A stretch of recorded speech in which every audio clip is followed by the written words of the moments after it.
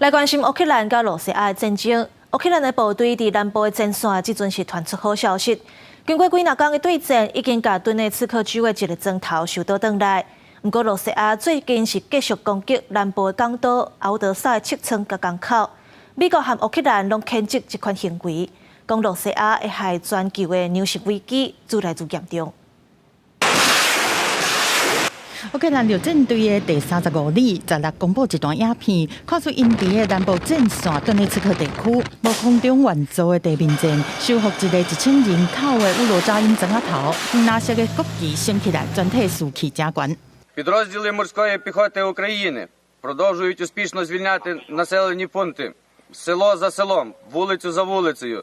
乌克兰国防部是正式收复乌罗扎因，向南方的阿苏海搁推进一步。俄罗斯的国防部是表示讲，俄军的空袭和火炮的攻击，伫这个区域已经对乌军造成重伤害。不过，乌克兰陆军总司令瑟尔斯基嘛承认讲，东北区的库皮扬斯克前线的局势已经面对第2摆可能轰拍落来。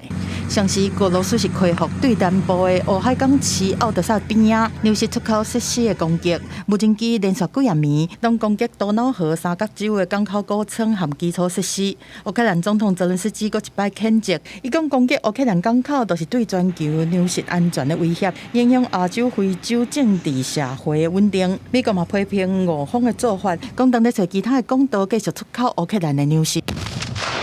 乌克兰东南部第聂伯罗的彼得罗夫斯克地区，国土防卫军全力在做演练，模拟射击和防御阵地。在地这对爸仔囝，56岁弗洛德米尔和29岁丹尼斯嘛有参加。因原本是做运输的，去年2月战争开始了后，因就互编入去共一个国土防卫旅，在战场顶悬继续做共一家伙仔，互相扶持，嘛希望会当较紧回去过原本的生活。 На одну булочку на двоїх їдім.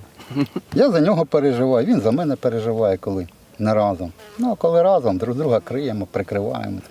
Буває також, що з одної миски їмо, з одної кружки п'ємо. 公司新闻司会长评议，